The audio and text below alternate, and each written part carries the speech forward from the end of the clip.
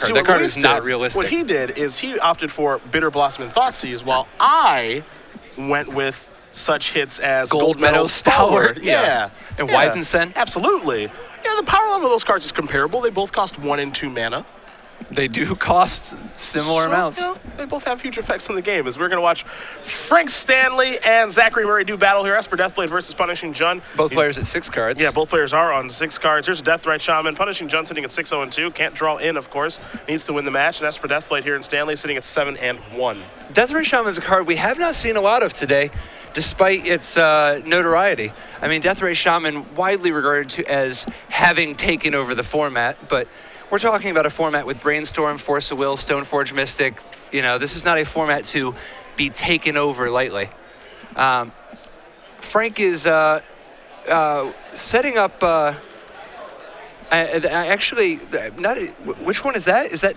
That's Swords to Plowshares, man. Swords to Plowshares. Which artwork is that? No. You've never seen that one before. That's beautiful. I believe that's from the vaults. From the vaults, Swords to Plowshares. I believe from the vaults. I'm not great with those sets, but I'm used to seeing that because of coverage, of course, and I think Magic Alliance on there too. People call it swords to golf clubs. Sure. It's fine. It's not the best Swords artwork. I like it, but I don't love it. It does kill Deathrite Shaman all the same. And it's probably pretty important to keep that off the table. Dude, I love to see Bloodbraid Elf in Legacy. Just doing it. Just doing his thing. I'm a huge fan. This here's a Brainstorm response to a Thoughtseize. Gonna hide some cards. No, Bloodbraid Elf's not flipping up like a violent cascade of, you know, Hypergenesis or whatever. This is just Bloodbraid Elf for Val. Yeah, this is an honest Bloodbraid Elf. Yes. I'm using honest very loosely here. No, Bloodbraid Elf is a good man. There's good woman. Yes, there's a Brainstorm and Deathrite Shaman to take. Deathrite Shaman's going to bite the dust. There's also a Wasteland and a Tropical Island over there at Stanley. And leaving a Brainstorm there makes me wonder what is left on top of that deck. Now, this matchup has historically favored Punishing Jund, right? Like, I mean, obviously it can go either way, but Punishing Fires is designed to take out all these, you know, Deathrite Shamans, Dark Confidants, and so on. Actually, he doesn't even have Dark Confidant. He just has Deathrite Shaman, Stoneforge Mystic, Snapcaster Mage. He's going to be really reliant on True Name Nemesis if he wants, you know, True Name Nemesis as far as creatures go to actually live through Punishing Fire. Yeah, that's the big one. A lot of times what happens here is Punishing Fire is able to pick off all those other creatures that you did mention. Then they become reliant on True Name, and that's where Liliana the Veil comes into play to mop those up. And there are 4 of those in Zachary Murray's deck list. Stanley's going to play a Wasteland, going to get that Bayou off the table. You can see Murray's hand right now. It's a couple of lands there, 2 copies of Grove of the Burnwillows, along with, I believe, a Verdant Catacombs, and then the Bloodbraid Elf that you mentioned. I kind of like the Punishing Fire version of Jund. Players do sometimes go without it, but I think it's actually a card that puts some power level on Jund. You know, increases it. It gives you a little bit of inevitability, and it gives you a kind of a trump to some of the strategies, you know? I mean, so many people use such small, you know, so many small creatures. It's nice to have a way to clean all that stuff up without actually having to invest any more cards. So, Esper Deathblade with the mana advantage, being on the play, but also having access to Wasteland. Will the Deathrite Shaman actually stick? I would be surprised if it does. I mean, there's no answer right now, and it's not really having a huge impact on the game. Like, both players are running out of cards because they both want to exhaust each other. However, one of these decks has Brainstorm and one of them doesn't. I want to make sure Stanley does have Okay, there are 2 Jaces. Oh, yeah. Excuse me. Yeah, that's what he's looking to play next turn. I would have been surprised if there wasn't one. So. Yeah. Yeah, Frank is definitely looking to drop a Jace the Mind Sculptor and get busy. But I mean, both of these decks are, the goal here is to exhaust each other's resources and then win with like Dark Confidant or, you know, Jace advantage. All the cards are going to go away, and then it's, you know, basically who top decks better than the other person. But Bloodbraid Elf actually does a nice job, of course, of checking Jace. Oh, yeah. So that's important. We'll see basically who draws better as we work our way into the mid-game here. Stanley's going to play Stoneforge Mystic. It looks like so far it's him. So far. Unless there's a goes and gets Old Faithful. That Stoneforge Mystic, just not really a good card. A little overrated, maybe. It's the best creature in Magic. Yeah, maybe not. I think the best creature in Magic might be next to it. Maybe? Maybe? I don't know. I don't think Deathrite Shaman is even top 3. I mean, there's like Tarmogoyf, Snapcaster Mage, Dark Confidant, and Stoneforge Mystic. Mother of Runes. Well, Mother of Runes is also a Magic card, but definitely not putting Mother of Runes in the top 10. Mother of Runes might be top 10 biggest traps in the history of Magic. Like, that is like, she sells you these sweet, sweet lies where it's like, oh yes, just play with creatures that you're going to want to give protection from colors to. Yeah. How about this? Yeah. Show and tell. Oh, you have your mom? That's weird. I have Emrakul. Murray did finally pick up a copy of Punishing Fire. Maybe Grizzlebrand. Mom is great and all, but daddy's home and he's been drinking. He's angry. He's never happy. No, he's definitely not happy. No, we know that. So what does Zachary need to do to turn this one around? Right now, cast the Punishing Fire he drew on the Stoneforge Mystic. Yeah, but is that going to be enough? I mean, Batterskull's going to come down. Not if he kills Stoneforge now. He has to kill Deathray Shaman first, or else the Deathray Shaman will kill the Punishing Fire. Yeah, that's true. Because last turn he went and got a basic forest, he doesn't have a Grove of the Burnwillows in play, so he can't actually play the Punishing Fire and get it back in the same turn, which he did to play around Wasteland. What do you think about that? What do you think about kill Stoneforge Mystic anyway? And you can have it. Eat it all you want. I don't care. This still doesn't even stop Batterskull. Well, Batterskull's a little better down the road. This turn. All right, it's good now. It's going to come into play. Which means because he's not showing the Grove of the Burnwillows, Frank is getting greedy and thinks that he's got time. So basically what I think Murray's going to be setting up here is, okay, now I can get back my Grove, play my Grove, kill your Deathrite Shaman, take 4, go to 12, and hopefully my Bloodbraid Elf provides me with an answer to this Batterskull.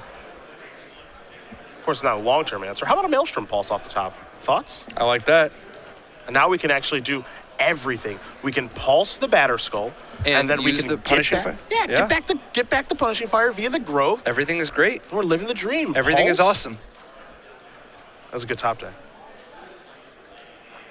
I guess one thing too is that he doesn't actually have to do it right away because he can pay and respond. Like if Stanley goes after it now, then he gets it now. Now, I wouldn't do it now if I was Zach Murray. I would untap first, then play my other Grove to make sure nothing goes bad here. There we go. Just seems like kind of a waste. Like, you might as well have just done it during your turn, Yeah, I mean, he's not being as efficient as I believe he should be in the situation. So now here's going to be an activation, and Stanley's going to make his move on Murray's Punishing Fire. And so now we just do it again. We get it back. Then don't forget, too, the other thing is that you tap a red, you give your opponent, so there's 1 red floating. Yeah. So now we can cast Bloodbraid Elf. Yeah, absolutely. Could also just Punishing Fire the Deathray Shaman. Punishing Fire just rips this Esper deck apart. Now, Tropical Island may be throwing some viewers for a loop. Why is there Tropical Island in Esper deck? Just for Deathrite Shaman. Well, actually, in the sideboard, there's Abrupt Decay. So most of these builds don't play Abrupt Decay in the sideboard. Most of them play Tropical Island just for Deathrite Shaman. Yep. Sometimes we see it for Engineer Explosives. Yep. So you can set it on 4. But for the most part, it's just for the gain life ability for Deathrite Shaman. But here, he's got a little secret something in the stash. Not super applicable for this matchup, though. Stanley just has to, after resolving Brainstorm, I think we're just going to pass the turn back here in just a moment. Looks like there's a little bit of miscommunication between the players just on how many cards they're supposed to be, but I think we're going to be okay in just a moment. As there is a Thoughtseize, that's taking Bloodbraid Elf, so again, players exhausting each other's hands. An emphatic selection of the 3-2 with haste. Well, that's part of what's so strong about the Punishing Fires engine. And it works so great against these bash all your resources against each other type matchups. I got a feeling Frank is going to be saving his Wastelands next game. Yeah, I imagine that's the case. Murray's going to pass the turn back. Drew a Punishing Fire for the turn. There's a Punishing Fire in the bin. So now I think we maybe start going upstairs, start firing away. Murray's going to sacrifice this Verdant Catacombs here on the end of turn. I mean, Stanley's in real bad shape. Now that he's behind the gun on this Punishing Fire, he needs to draw a True Name Nemesis ASAP, or perhaps stick a Lucky Vendilion Click, or just draw, chain multiple Wastelands. The problem, though, he only plays 2 Wastelands in his deck, so he has no hope of keeping Grove of the Burnwillows off the table this game. Looks like we're going to fire the Punishing Fire upstairs and get to work on that life total. Going to pay, give it a life, and now we're going to get these back. I love Punishing Fires, man. That was a good time. That was part of one of my favorite decks. The one MJ played? No, I was hoping you were going to say Pro Tour Austin. We did battle there. You played Punishing Fire deck there. Yeah. I was playing an early version of a 4-color control deck that I... No, that was not one of my favorite decks. I mean, that deck, you had gifts in that deck, right? I think. Yeah. Yeah, that deck was sweet. Yeah, no, it was fine. I've had gifts in a lot of decks. A deck having gifts in it is not enough to make it one.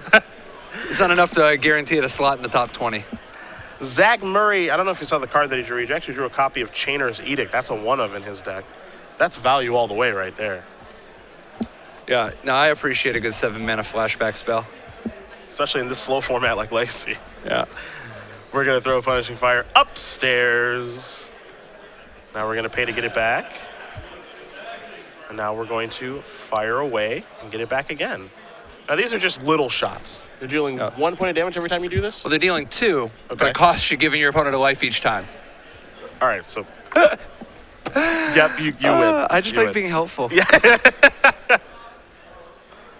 For Murray, I think, like, are his best draws in this situation just lands just so he can keep doing this?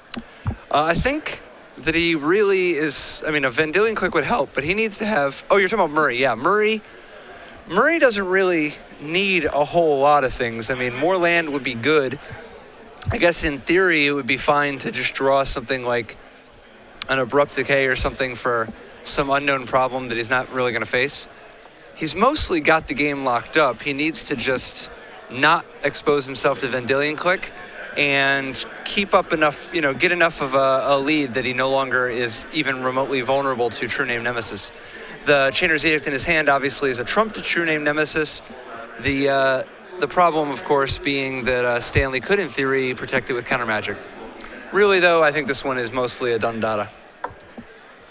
Frank Stanley going to cast a Stoneforge Mystic. We know that's going to die in just a moment to one of the removal spells in Murray's hand. Stanley's going to go searching. I imagine this will be a Jite. I'd be surprised if he has a second Batter Skull in his deck, and he doesn't, so there is Nozawa's Jite. Of course, the first Batter Skull taken care of by the Singleton Maelstrom Pulse from Zachary Murray. Now, one thing here for Zachary Murray, too, let's keep in mind, he does have 2 draws already. I imagine those are unintentional. So tick-tock goes the clock. A 3rd draw in this last round, not a good idea. Agreed. Agree to agree. Yes. So if you can get him dead, get him dead. 2 damage is going to take care of Stoneforge Mystic. And now we're going to send 2 damage towards you. And then how about a little bit of life back? See, now we can actually get ahead. Gotcha. Well, it looks like he's not going to here, but... Or he wasted a mana. I think he had to waste a mana somewhere along the either line. Either way, he can now get into a spot where every 2 Punishing Fires he does, which is 4 damage, he only has to let Frank gain 1 life. Mm-hmm. And now, I mean, so Murray drew a copy of Liliana the Veil. But I don't even think he has a reason to cast Liliana the Veil. Oh, see, I think you should, and then discard the Punishing Fires to the Liliana. Absolutely, just start with, increase your advantage. Why not? So, like, the reason I don't like this is because, like, this just takes up more time. And, like, I think you can just leave Liliana in your hand to just use that to use it to basically take care of a True Name Nemesis. See, he still has Chainer's Edict for the True Name Nemesis, which he could also even flash back. Okay. I think it's, 1, you want the information, and 2, you want to fight against any possible counterplay, Okay. It's not going to take him that long. We're only, he still has 37 minutes left in the round. All right. Council's Judgment's going to take care of Liliana. It has the advantage of being able to kill a True Name Nemesis, but it has the disadvantage of not being able to kill land compared to Vindicate. Yes. So True Name will get exiled due to the will of the Council. The Liliana, of course. Yes. I don't know. There's something kind of weird about a whole, all right, let's take a vote. Whatever I say, you're going to have to agree with. Maybe that's designed for one-on-one play. What a weird card on Magic Online. I haven't played with it on Magic Online yet. It's bugged, or it was anyway. It might not be now, but it was bugged, and it might still be, where you don't get to see what they voted for. So you just got to guess. And if you and your opponent, if you guess wrong, then you just kill 2 of your permanents. Oh, that's probably not good. Yeah. Card's real strong. Here's the source to take care of Deathrite Shaman. It's bugged. You guess wrong, you lose the game more. You guessed wrong. Yeah. Frank Stanley's going to draw some cards here. He's actually going to draw some more cards now due to Brainstorm. And he has no problem taking his time, even if he's at a less than 1% chance of winning. Because, I mean, first of all, the burden is on Murray to play faster. If they run out of time, That's actually good for Frank. Yeah, right? Frank. Yeah, he locks it up if they run out of time. Now, he's obviously playing at a very reasonable clip, But the point is, he's got no reason to concede early. Even if he's 0.5% to win, he's going to play it out and fight for the 0.5%. Meanwhile, the Fires continue to punish. Yeah, as they should. Just keep firing away. And for Frank, he is, I think, a little bit brainstorm locked. And I think, yeah, he's decided. I thought he was going to decide he had enough the way he was reaching for his lands, but he's just organizing them. Again, the onus is on Zachary Murray to actually get the match done. Here's a Thoughtseize. Looks like the discard takes place there. But for Murray, again, nothing, you don't need to get too fancy. It's like you've got your opponent in a pretty good lock, and just fire away and roast away that life total. And make sure you're efficient at doing it. That's going to come back. Looks like they're shortcutting a little bit. But this and there's another punishing fire. This punishing fire lock is pretty tough to overcome. There's a Liliana. That seems like an annoyance more than anything. AKA gain 5 life. Yeah, pretty much. 4 life to get rid of her, and 1 life because the punishing fire out of the hand is effectively a life. Yeah. Nothing too crazy there. Liliana's going to die, of course. Let's keep that attention towards Stanley's life total, Zach. You've got him where you want him. Wasteland the draw. Card's, of course, excellent against Frank Stanley's deck. Could just go after the Chopper. You can just leave it in play, and the mana that it generates is actually pretty nice. So you can actually keep this punishing fire going. You see him organize his mana. He's got enough red sources to do a whole bunch of things, so he's just going to pass the turn back. Stanley going to take a draw. What's this mystery card? He's going to put a scrub land into play. Going to fire and fire. Return. So this is an inefficient way. He's just doing 1 damage per with his punishing fires. I was gonna say, he could be doing more, right? Yep. Yeah, what he could be doing is just punishing fire with all 3 punishing fires and then use 1 Grove and a couple of red mana sources to get them back. Okay. Now, obviously, it depends on how much red mana he has available, but generally speaking, you want to use all your punishing fires and then get them all back at the same time. That's what I thought. This isn't the most efficient way to be doing this. There's a polluted delta. I think that can search for a Badlands, because right now, if we count the delta, that's 4 sources of red mana and then the 2 groves. And I'm thinking to myself, there has to be a way he can be more efficient in how he's doing this to kill Stanley quicker. Yep. And, it's not trivial. I mean, obviously, he's had this game 1 for a while, but he is using up a whole bunch of his clock. Yeah. If we go to game 3, he's going to have to step on the gas. If we go to game 3 and, there's 10 minutes left, that's a real bad thing. No, so here, he's doing it the efficient way now.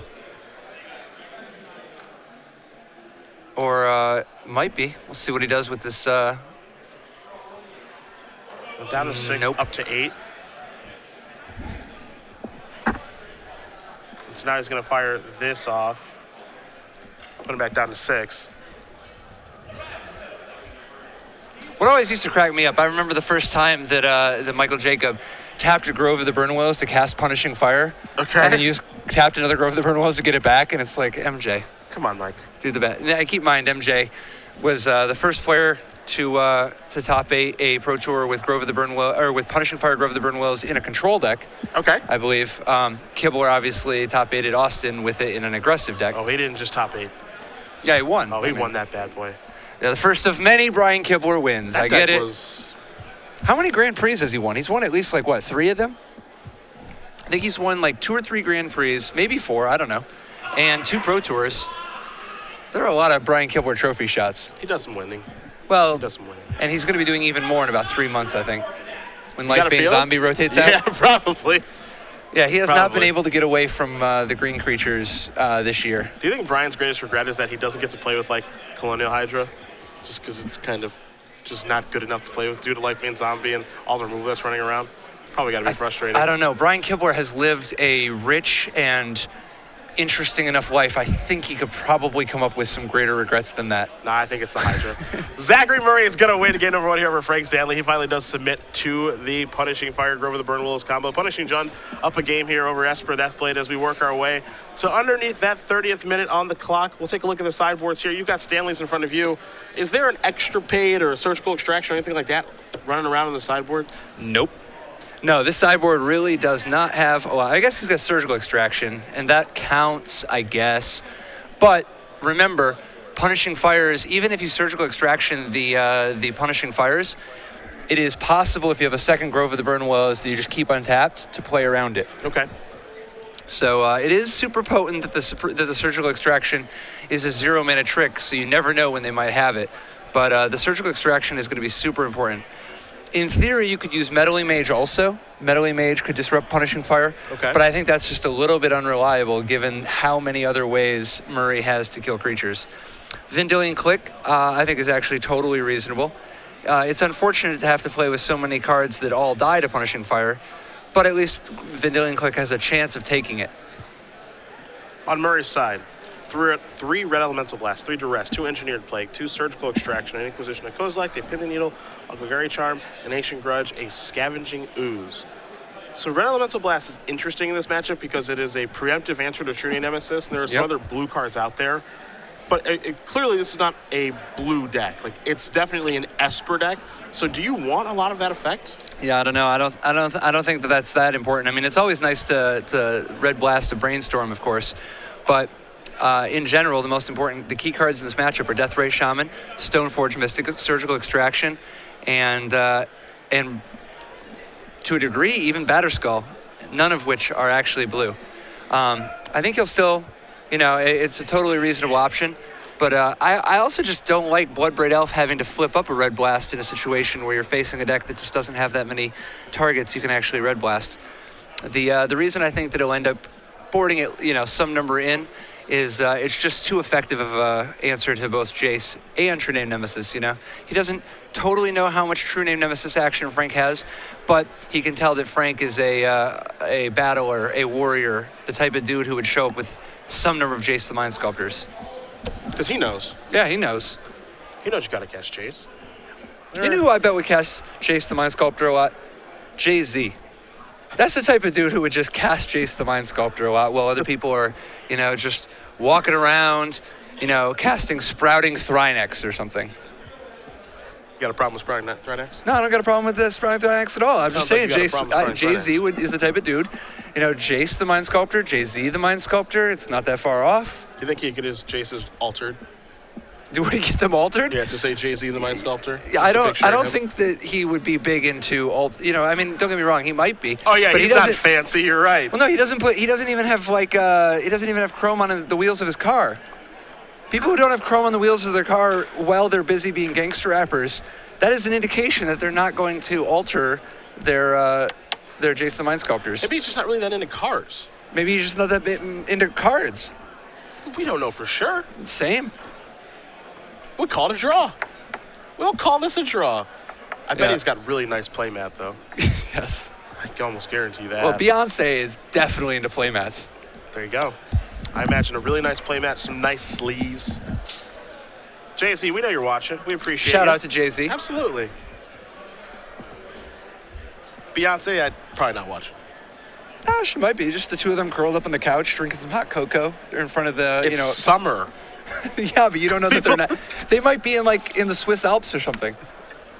You don't know that. I guess they could be anywhere. That's true. Yeah. Just, in Los Angeles, curled up on the couch, 95 degrees outside, drinking some hot cocoa. Yep. If you could toasty marshmallows by the fireplace. No, seriously. It might be like Beyonce, Jay-Z, Kim, and Kanye, the four of them, just in a ski lodge in Switzerland, watching the coverage, because they do dope stuff. Well, be careful about what you say about Kanye now. Kanye does dope stuff. It's true. That's true. His life is dope, and he does dope stuff. He could get very angry very quickly. No, Kanye is my boy. He was just the other day, I heard a song that he was singing that really inspired me. It was the timeless anthem, Power. Great song. You know what I mean? Absolutely. Great song. Kanye is that what you play when you're doing vintage Masters drafts? You just on repeat? I don't do vintage Master drafts. That's not a good thing. What do you mean? Vintage Masters is great. No, it is. I've heard great things about it, and a lot of people really enjoy it. They haven't printed it in paper yet. So we are underway at game number 2. Zachary Murray fetching up Basic Swamp. He remembers the Wastelands from last game. Stanley's just got a couple fetch lands right now. I feel like Kanye should make a song about Wastelands. It's like You know, diamonds are forever, but your non-basic lands sure aren't. You know what I mean? Yeah, have JC on the track. Yeah. There you go. Well, hold on. If they step into Magic, the Gathering could be ruined. No, it's no You hate. think you can share that space? I don't know if they can share with us. Oh, okay. All right, that makes sense. No. But it would be an honor. It would be an honor to For them to work with you. to collaborate with JC and Kanye West on the Gathering track. Here's a Tarmogoyf. That's going to be a 1-2 right now. We will get our Tarmogoyf die out there for you guys at home. Make sure we do know the size of that Lurgoyf. But it's not going to matter because of the Swords of Plowshares, so just forget everything I said. That thing is long gone. Just use a sample from that B.O.B. track, you know. I've got the magic in me, you know. Yep.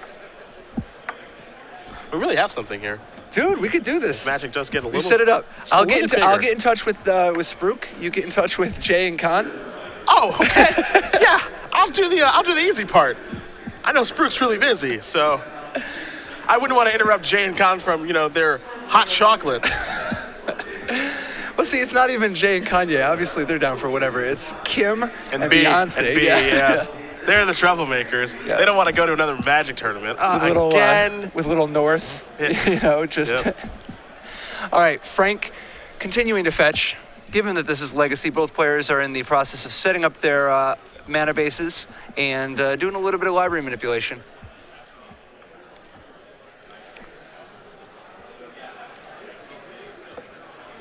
Let's see what spell's going to be here. There's a third land. Is it maybe time for a True Name? Yes, it is. True Name Nemesis. This is not super what Zach wants to see, but he does have lots of answers. And it looks like he might have one in his hand. Yeah, this is actually the reason I actually like Jund against these True Name Nemesis decks and some of these fair decks.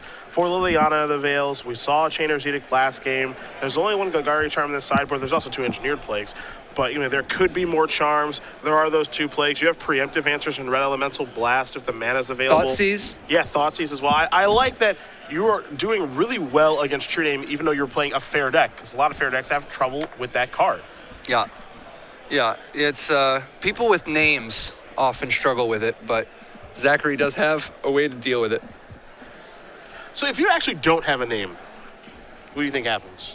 Well, I can tell you what actually happens, but I think it's a flavor violation. If you don't have a name? Yeah, even if you don't have a name, Clint Eastwood's character, just rolls into town. Which by the way is not actually the man with no name, Okay. Popular misconception. But if it doesn't matter, if you don't have a name, screw you. True Name Nemesis is just, just coming to town. Yeah, apparently what you do is you just indicate a player. Okay. You don't even have to know their true name. If they have no name, then that is their true name. Brainstorm going to resolve here. There is a fetch land to make it a perfect one if Stanley has interest. There's also a Ponder hanging out in Frank's hand. Just going to pass the turn back. Zach Murray's going to sacrifice his fetch land, go down to 18. I will say that all the flavor points that are lost from True Name Nemesis not operating correctly in that sort of scenario, at least I got to give them all back. I think that the fact that Nameless Race has been errated to not have a creature type, that alone is enough to make up for it. Or it would be if it weren't for the fact that Remove Soul still counters Soulless One after all these years. That's poor design. Yeah, that's actually just an affront to symmetry, beauty, and the American way. Who's going to play the first real spell? Here we go. Lily? Liliana. Oh, and she sticks. The struggle is very real. That elevator's going up. It's time for players to discard. Zach's hand is pretty bad. It is rancid. Yeah, he's got an Ancient Grudge, a Grove, and a Wasteland. Wasteland is clearly good against the 4-color, all non-basic deck, but it's just not great right now. Well, Liliana is exactly what you want when you're a little flooded out, Stanley's going to sacrifice here. Go get a 5th land. I imagine this would be a Batterskull. I wouldn't be surprised. But I believe that Murray's hand right now is an Ancient Grudge at the ready. So. Yeah, he would murder the heck out of a Batterskull. Get it dead. It's murder. What do you think? That's Ja Rule? Well, that's like a lot of people. But mostly Ja Rule. No, I was thinking mostly Damian Marley. Do you think Ja Rule watches Magic? I don't know Ja Rule. But Damian Marley, man. You know, like Ja Rule, I believe. Ja Rule. Yeah, Murder is his favorite card. Absolutely. Murder is the card that they gave me. Yeah, that is true. No, that's Snoop Dogg, man. No, I don't know about Ja Rule. I don't think Ja Rule plays Magic. He plays. Everyone. He plays. might. Actually, a surprising number of people play. The lead singer of Yellow Card plays Magic, one of my favorite bands. Yeah? Yeah. He put out a tweet a couple weeks ago. He was getting ready to play Conspiracy with the band, which I thought was actually really awesome. Absolutely, that's very awesome. This is a Grove. Because he has a Punishing Fire, pass the turn back. This engine is online. You see him separating the mana. Uh-oh. Better than all? Is it better than Punishing Fire? Yeah. Punishing Fire is part of the set of all. We'll see who wins this war between Jace and Punishing Fire. This is not a winnable matchup for Esper Stoneblade. Let's just not get that twisted. It's not good at all. Frank is going to brainstorm here with Jace. Better get some good use out of this. He's going to put 2 cards back because Punishing Fire is going to go right towards that thing in just a moment. And here is the Punishing Fire. Down to 1. You can gain a life. And then fire away again. Get that Jace off the table. Dude, Punishing Fire is so good. Punishing Fire, better than all. I'm going to do a remix. Yeah, I'll bet. If you'll let me. No, I would definitely let you. I imagine there's Dude, some number of royalties I'm not the involved. arbiter deciding who does remixes and who doesn't. And Grove of the Burn Willows is going to come in here, number 2. And now we've got the engine online again. There's only 1 Punishing Fire involved, but this is where things again get very difficult for Frank. Liliana the Veil to draw for Stanley. I bet you have a hell of a rap voice. Now, you seem more like Sing the Hook for me, you know, have the kind of Nate Dogg-esque, you know. Like, I bet you got a beautiful, deep, kind of soulful voice. Like this? No, I don't know. How do you sing, man? I don't know. I actually have a high voice. Oh, okay. Yeah. See, more of a, what is it, like CeeLo type of? Not Brainstorm. Brainstorm Not is trying to set things up for Frank Stanley. That'd be a little too high. Dude, we could actually make a pretty good band. Like, my natural singing voice is actually unreal low. Okay. Yeah, okay. I gotta tune it up a little bit if I'm doing anything other than, you know, like, I'm dreaming. You know, that type of, you know, bring it all White the way. Christmas. Oh, yeah. Where you're having hot cocoa again. It's not even It always Christmas goes time. full circle to hot cocoa, it seems. Well, or Jay-Z and Kanye. That's what it really is. You know what would make Kanye's day? Knowing that we're talking about him right now. You're right. Is a Punishing Fire is going to be targeted towards Stanley. And now we're going to pick up that Punishing Fire. Are we going to fire it off again, or are we going to wait? This is where you start to ask yourself, you know, so you know that he doesn't have surgical extraction here, or he would have just got you. Mm-hmm. So you can afford to be greedy. That's true, actually. But you also might just want to hold on to it because you're not just trying to let it spray yet. You want to just have options in your hands, slow play it. There's a Tarmogoyf. You have to imagine this is going to die almost immediately, and you can see a Source of Plowshares over there right now. Yeah, it is funny that Murray has all this other stuff that he does, but really it just ends up just trading with other cards that Stanley has that weren't doing anything anyway. Yeah, like in that situation, if I'm Zach and I draw a Tarmogoyf, I don't even play it because my opponent has cards stranded in their hand, so they're either creatures or removal spells that don't matter. And I just know that my Tarmogoyf, like, is this thing going to hit for 5? Like, no. I can't imagine a world where that's going to happen. And I can just keep letting it spray, as you would say, with Punishing Fire. It really just rolls off the lips. Yeah, the way you let it spray is you just go, turn 1, bolt you. Yep. In the, you know, control versus twin matchup. Absolutely. Let them know where they stand. Yeah. So, Frank Stanley trying to find one of his few answers to Punishing Fire. He has access to Surgical Extraction. He has Vendilion Click.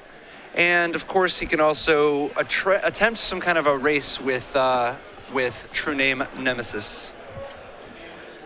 In theory, he could also race with Batterskull, but he would need a lot more land. I'd have to somehow beat that Ancient Grudge, which seems problematic. Stanley going to sacrifice Flooded Strand and go down to 17 here.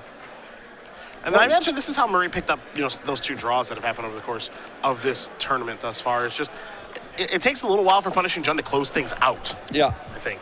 Yeah, you know what he might need? He might need, like, Pyromancer's Swath.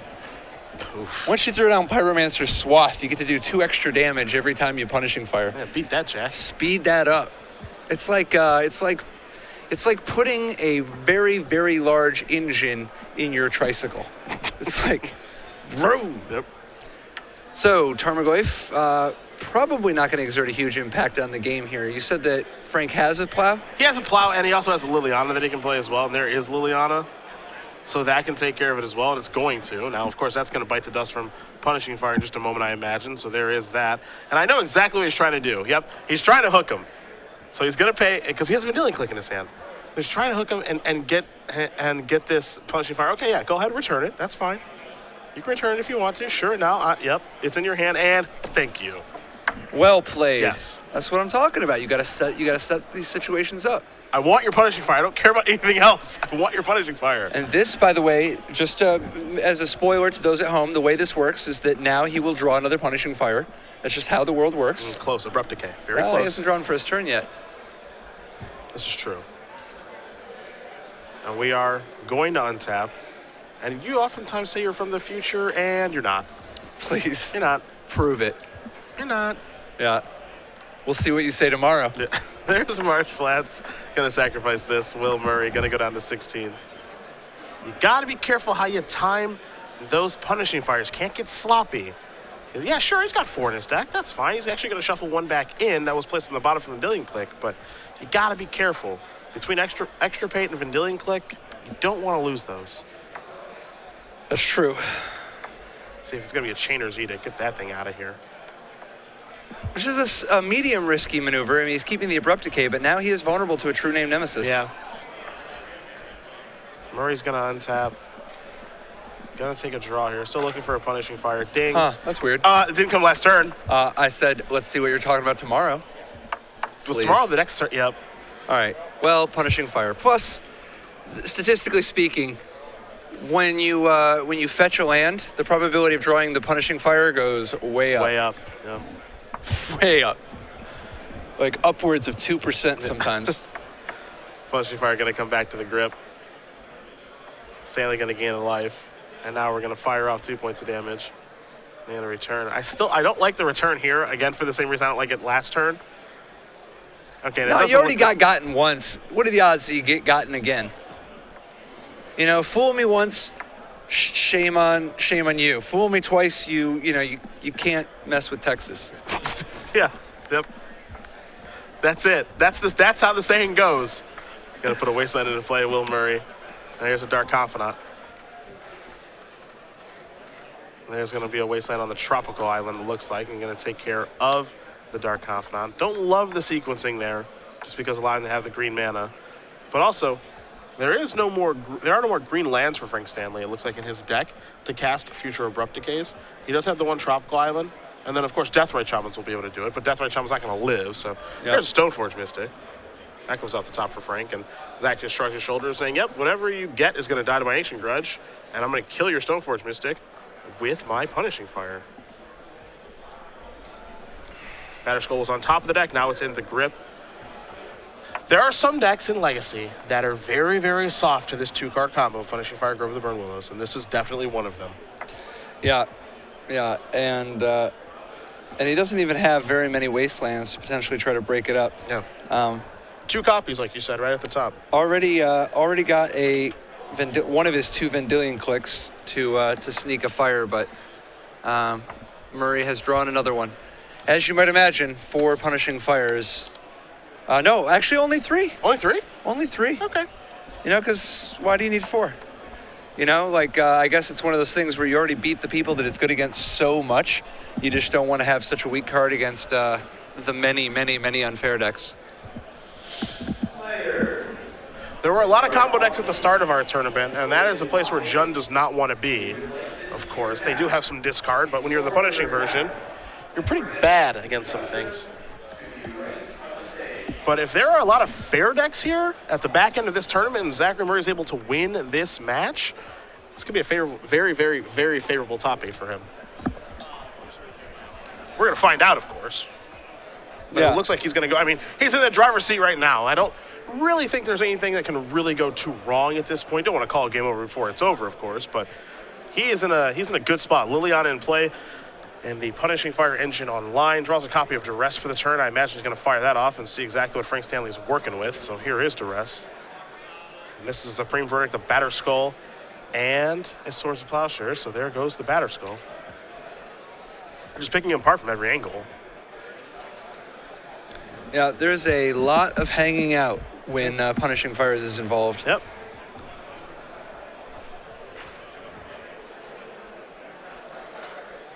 Frank, very much in the market for one of his surgical extractions.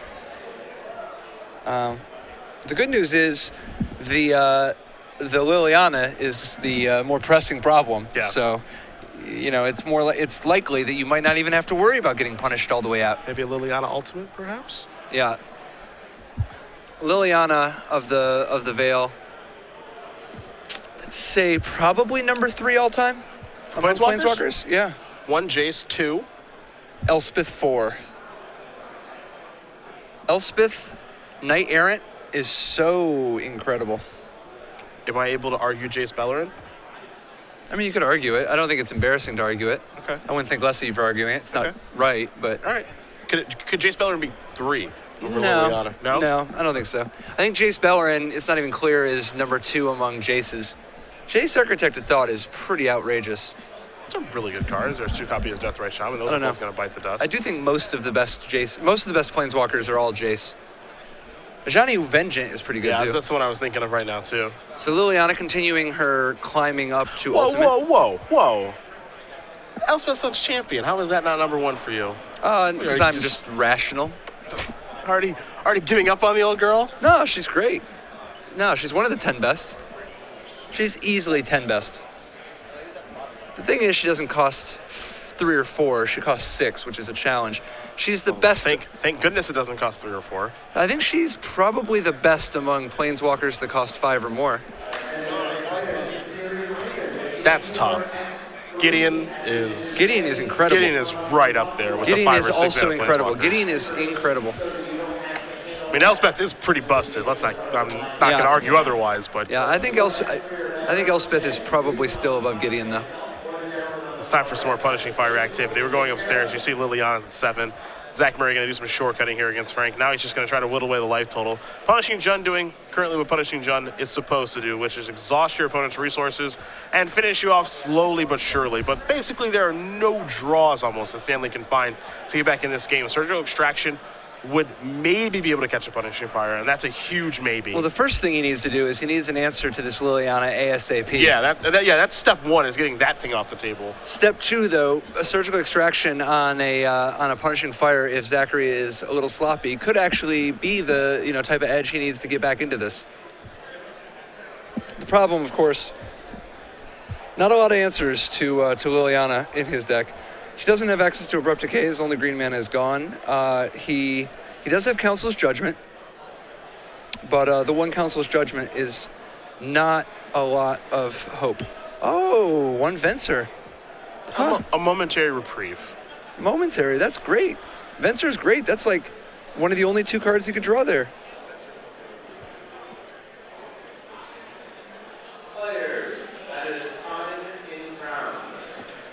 Yeah, Fencer puts it in the hand, not in the graveyard. Yeah, I think there was just some confusion over whether or not this was in response to a Liliana activation or something. See some mana being tapped here. Don't want to cast an Ancient Grudge. Gonna get this back, gonna fire away. Play a little sloppy here from Zach. It is really good that he is up a game. Yeah. You can see how he got the 2 draws. It's just a little, the technical play, just figuring out exactly the most efficient way to kill Punishing Fire. You can see he's having some difficulty doing it.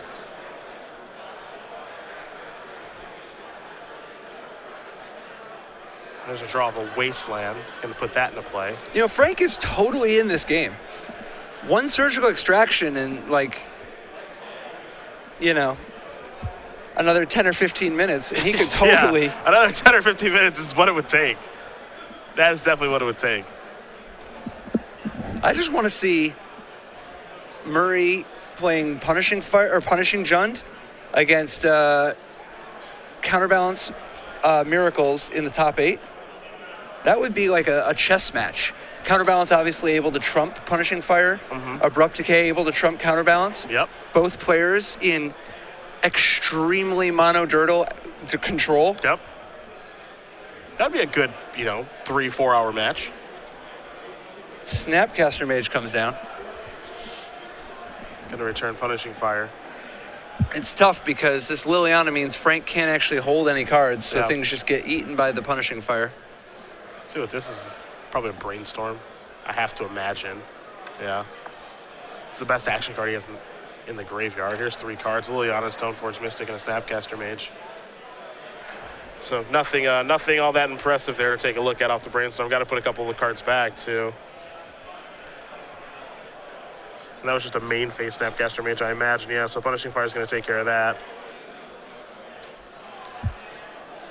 6, 7, 8 mana. This could be a Deathrite Shaman. So now we're going to deploy that threat.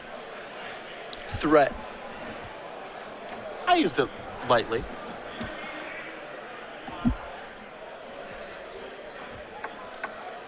Already one champion here in Portland. We did see Naya Hexproof win the standard portion. Did the Trailblazers ever win a championship? Didn't they win a championship way back with like Clyde Drexler or something? No, Clyde left to go to Houston and they won. Clyde didn't do it. Oh, they won as soon as Clyde was gone? No, the Trailblazers never won. The Trailblazers have never won? I don't want to say they've never won a championship. My basketball We're here in Portland. is... If you can tweet at us at SCG Live, let us know if the Portland Trailblazers ever won a championship. I'll tell you one thing, they lost to the Detroit Pistons. That much is certain. So we came full circle for that, didn't we? We came full circle to make sure that everyone knows that your Detroit Pistons won.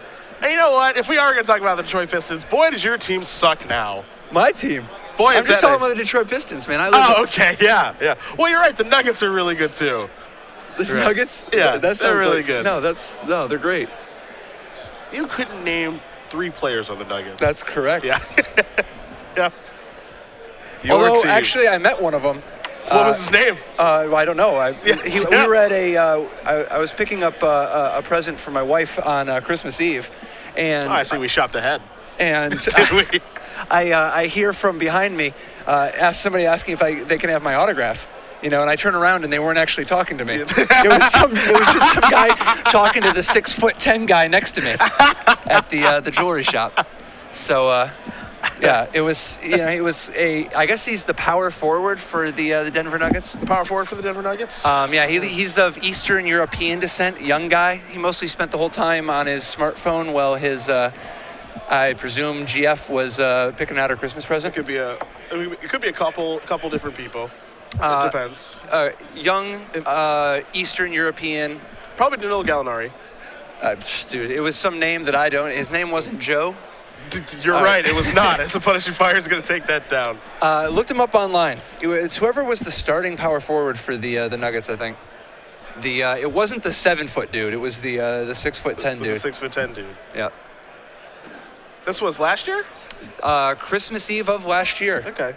Well, I mean, Gallinari tore his ACL. I could very easily figure it out, and we will have this discussion. Meanwhile, Liliana back to 7. As is so often the case with Punishing Fire, Frank Stanley is up to 26 on his way down. Yep. The elevator will eventually go down, or the clock will be the elevator that goes down. Oh, taste it. Boom. There's 3 right there. That's a headshot if I've ever seen one. That's 3. Let's make it 5. There's 2 more. You gotta admire a man who will play out a game like this. Yeah, what I admire... He could demonic tutor every turn. Stanley has a card in his hand.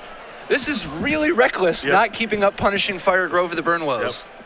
But it doesn't matter. I mean, whatever. You're up a game. Oh. Ultimate me. Yeah.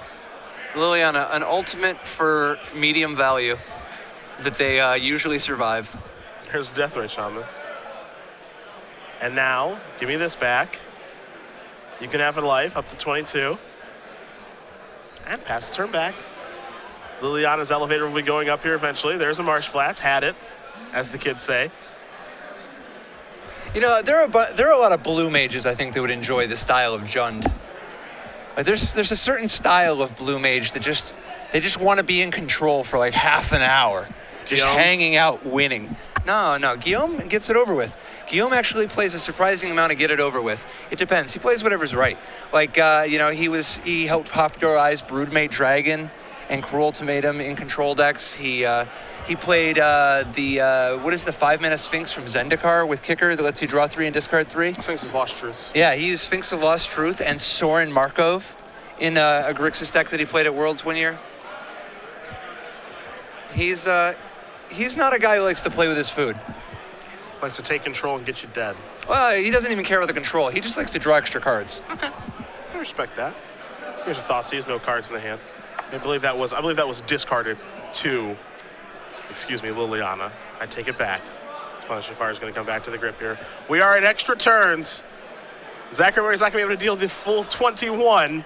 Unlikely. But he will win on technicality here in just a moment.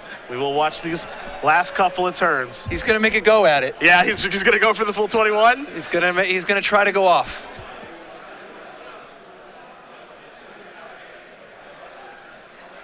Yeah, a lot of people don't realize this. Guillaume. Yeah, we are at turn 1 right now. When he played the original 5-color control deck in Hollywood, I believe he actually only played. He might have only played 3 Cryptic Commands. Okay. Because he wanted to make room for 4 Careful Considerations. That is a man who wants to draw some cards. Is it Hollywood? Yeah, Pro Tour Hollywood was the very first. That was Quick and Toast, the precursor. I mean, it was before Cruel Ultimatum, but it was the precursor to what would eventually go on to be 5-color control. It was the first deck where the Vivid Land Reflecting Pool mana base was really unveiled by Manuel Bucher and friends. I believe that you are correct. Definitely correct. No, I'm not challenging you. I'm just thinking of the tournament right now. Yeah, Pro Tour Hollywood, Gindy won. Yeah, okay. With Black-Green Elves. Yeah, there was Revelarks in the top 8. It was a Fairies-based Oh tournament. yeah, there were Revelarks lots of places. Yeah, this is true. There were a lot of Revelarks not in the top 8. There were Revelarks in all places. Yeah, there were a couple of Revelark decks in the top 8. People taking the gamble that weekend. I know Paulo made top 8 with Fairies that week, and I guess that's not much of a surprise. That was one of 16 top 8s in a row by Paulo with Fairies. Yeah. No kidding. I think we have a message incoming. Looks like play has stopped. Here we are. No, maybe not. Maybe this will be on the camera. I think he's asking for help. There you go. I am sorry has been announced. Yeah. I am sorry. It better be. Well, no one is making you not concede. Exactly. Yeah. And I am not. I am not sorry. Yeah, that's well known. Yeah. We know. Yeah. No one is making you not concede the game, Frank. You're putting yourself through this on your own. He's playing to his outs. Whatever out that may be. No, they've come this far. This is the last round of the tournament. They're going to try to enjoy it. Oh, thoughts on a little short on 13? Thoughts on Lightning Bolt down to 10. We're going to pay for that Spell Pierce. Yeah, we are. Just getting silly at this point. Just a touch. You do have to admire the friendly nature of the match at the end of the day. I will give it that. Given that this is a match playing for top 8, and neither player is Frank is taking this in stride pretty well, given that he has absolutely no shot to win and not going to make top 8 now. Well, to be fair, they stopped playing a match around 31 minutes ago. Yep. And instead, they have sort of fallen into the role of 2 strangers trapped on a deserted island together, making the most of what days they have left on this world. Which one's the volleyball? In this case, Frank is getting knocked all over the place. Wilson, that is volleyball. Yep. And that is going to do it. Crocus is not going to get it done. Zach Murray is going to win this match over Frank Stanley. With a handshake nearly as long as the match itself. Yeah, no kidding. Punishing John was on a 7-0-2. And Zach Murray will be in the top 8. We're going to bring it back to the booth here, my friends. Put a wrap on the Swiss